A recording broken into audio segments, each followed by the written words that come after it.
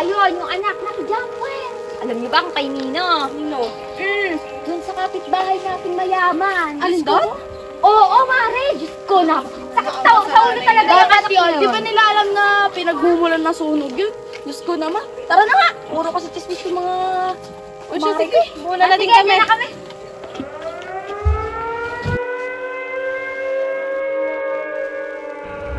Alam nyo ba na ang buwan ng Marso ay itinuturing na Fire Prevention Month? Ito ay idineklara noong taong 1966 ayon sa Presidential Proclamation No. 115-A.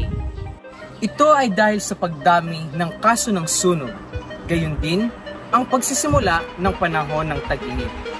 Ngunit, paano nga ba tayo makakaiwas sa sunog?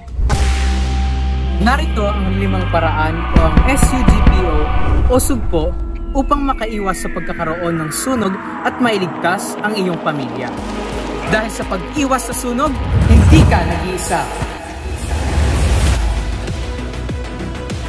Kulang na biktima ayon sa mga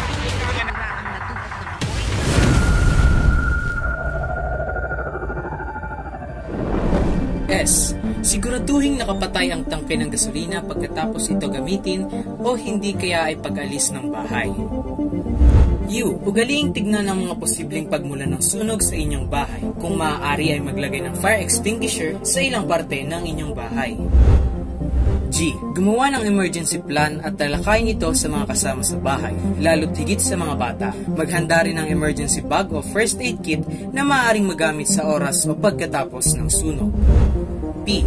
Panatilihing malayo sa mga bata ang mga mapanganib na kemikal. Kung maaari ay sa mataas na lugar ito ilagay upang hindi ito paglaruan at maging ugat ng sunog. O.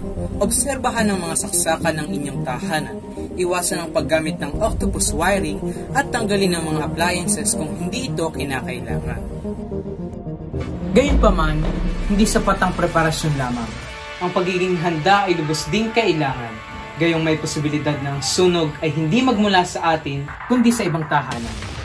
Ito ang mga bagay na dapat mong tandaan at isaalang-alang upang sunog ay maiwasan at masigurado ang iyong kaligtasan.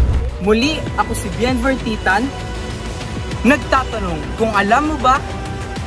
Kasi ngayon, alam mo na!